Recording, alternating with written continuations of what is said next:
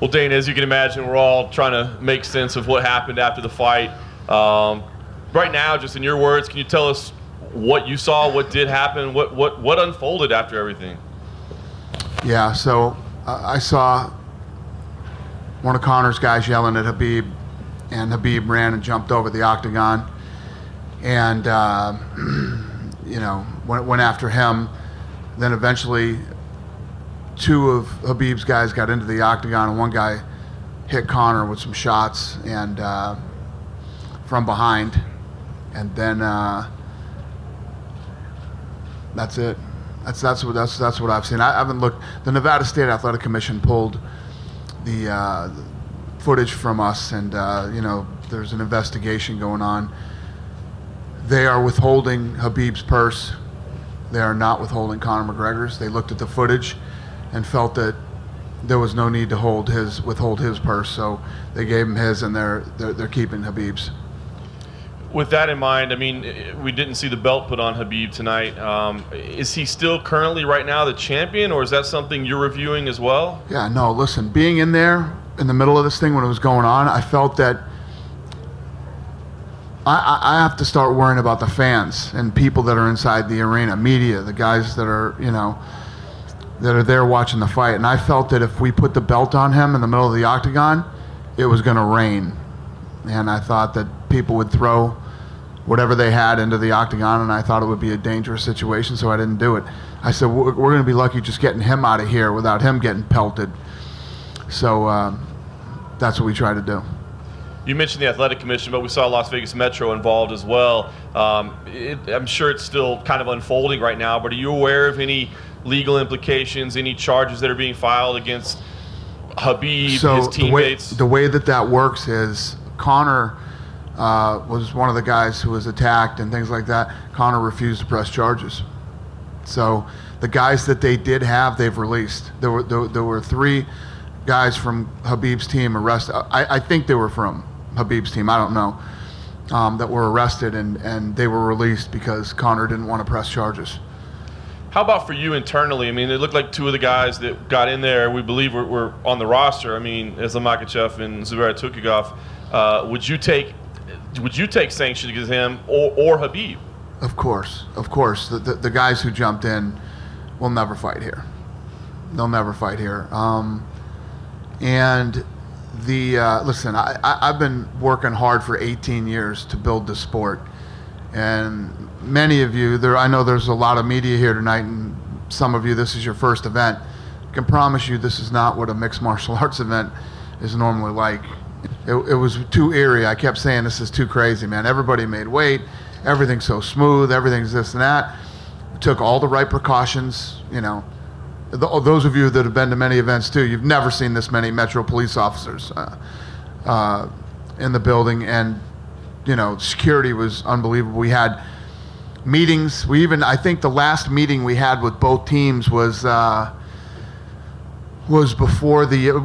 the OSP Reyes fight. We did another meeting with them on what's going to happen, and this is the way I was going into the octagon, and nobody else until I felt like we had control, and I would determine who could come in and who couldn't. And everybody signed off, and everybody was cool, but I don't know.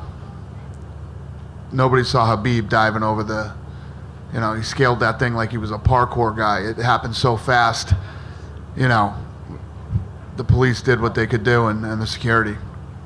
But they did a great job of containing it. Because I was at the Tyson Holyfield fight when that thing was crazy. It just spilled out into the crowd, then it spilled out into the casino, and it just seemed like it wouldn't stop. And when it started, I had visions of that, because I was there. It was fucking scary. And they did a great job of containing it, because usually that stuff spreads like a wildfire. So props to them and thanks to them. Danny, I know you always tell us that you never tell guys what to say or what not to say or how to hype a fight or whatever, but this thing was so emotionally, politically, charged in the build-up to it. After this happened, is there any regret that maybe you allowed it to go on or didn't step in? This isn't the last time. This isn't the last time guys are going to say mean things to each other. It's the fight business, It's the fight game. It's how it works. So Listen, people have been saying mean things to each other for 18 years here at the UFC. Nothing like this has ever happened. Yeah. And last thing for me, Dan, I appreciate you talking about this. You know, a rematch between those two seems both incredibly lucrative and also incredibly scary, you know, with what would happen. So give us an idea kind of where you stand. I mean, should these guys run it back, or is that an awful idea for the UFC? We have to see what happens with the Nevada State Athletic Commission. I mean, not just the commission. I mean, there's going to be fines. There's going to be God knows what, you know. Can these guys get visas and get back in the country? You know what I mean?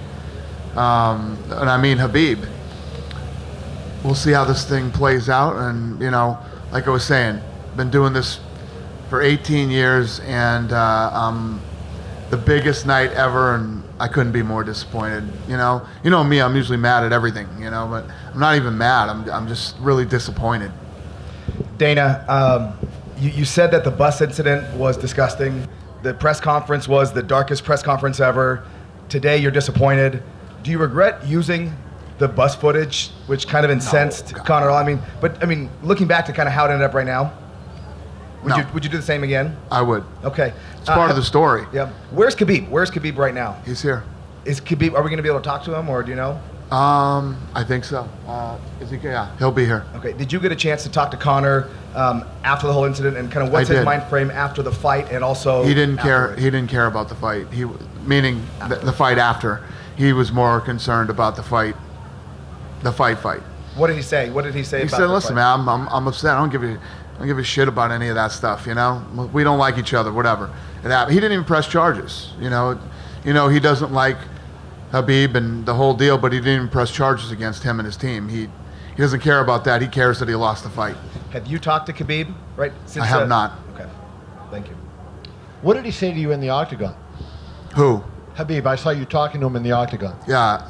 So Khabib, I said, he said, put my belt on me. And I said, no, we're not going to put the belt on you, because I think that the fans are going to go crazy and they're going to throw stuff in here. He says, I don't care. I'm ready for this. I said, yeah, well, the other 20,000 people that are sitting here and paid for tickets aren't ready for this. You know what I mean? And he said, if I have to be arrested, then I have to be arrested, but I want my belt put on me. And then finally, Cormier and Rockhold did a great job of helping contain, the situation and get him out of there. Was it a bad thing from the standpoint, everybody's talking, nobody was mad, there wasn't any fans who were saying, I'll never watch UFC again, they're talking, when are these guys going to fight again? So is it a bad thing or is it a good thing? No, it's definitely not a good thing. You know what I mean? And maybe I'm taking it harder than most people would, because this, I don't know, it's just not who we are. It's not what we do. You guys know, you've been to a million events, man.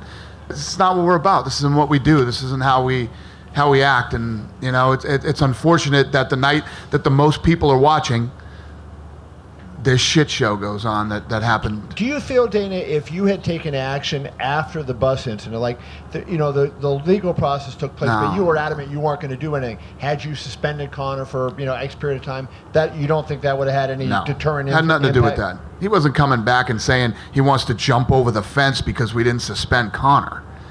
Jumped over the fence because Conor's guy was talking shit to him. No. Guys don't give a shit about suspensions and stuff like this. This is so much bigger than that to these guys. This is some street shit that's going on here. This isn't sport. This is completely different. The suspensions and whatever, none of that stuff matters. Can I ask you a question? And a suspension might have pissed him off even more, because Khabib wanted to fight him. Habib wanted to fight him as soon as it was possible. So me going out and suspending Conor definitely doesn't do that for him. Over here, Dana, obvious, just over here. So is it 100% certain that Khabib will not be stripped of the title after what happened tonight? No, it's not 100%. Khabib has, the thing is, we're regulated by the Nevada State Athletic Commission, or whatever state we're in, right? The Nevada State Athletic Commission is going to go after him, I'm sure, pretty hard. He doesn't have to worry about me right now. He has to worry about Nevada. The governor was here tonight.